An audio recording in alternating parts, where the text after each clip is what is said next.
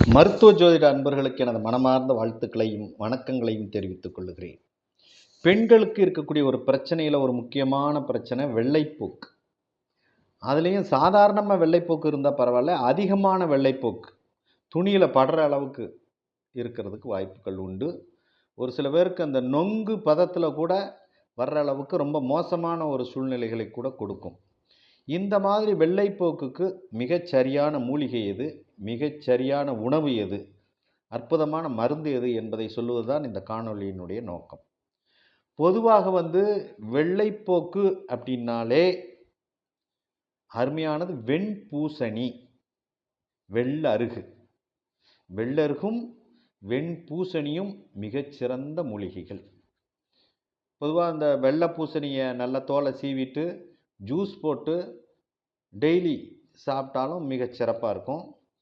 ரெண்டாவது, ஒரு சில பேருக்கு உடல் உஷ்ணத்தினால் ஏற்படுவதனால் அந்த உடல் உஷ்ணத்தை குறைத்தாலும் வெள்ளைப்போக்கு குறைந்து விடும்.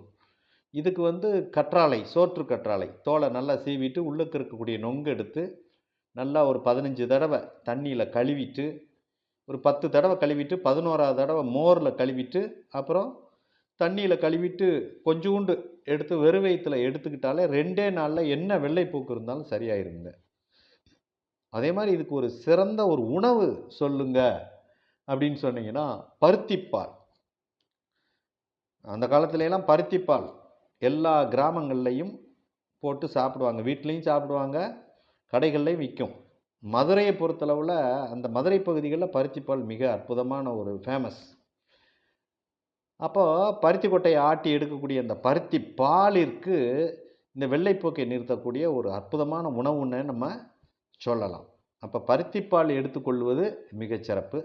அதே மாதிரி படிகார பற்பம், படிகார பற்பம் எடுத்துக்கொள்வது இதுக்கு சிறந்த ஒரு சித்த மருந்து தீர்வாக இருக்கும் என்று இந்த நேரத்தில் சொல்லுகிறேன்.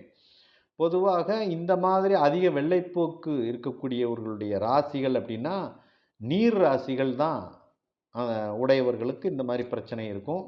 7ஆம் பாவகம் 8ஆம் பாவகத்தை இந்த அதிக வெள்ளைப்போக்கு உடையவர்களுக்கு பாவகமாக சொல்லலாம். காரக கிரகங்கள் அப்படின்னா பாதிக்கப்பட்ட சந்திரன், பாதிக்கப்பட்ட செவ்வாய், இந்த 7 8ஆம் பாவகத்தில் சம்பந்தப்பட்டிருக்கும்.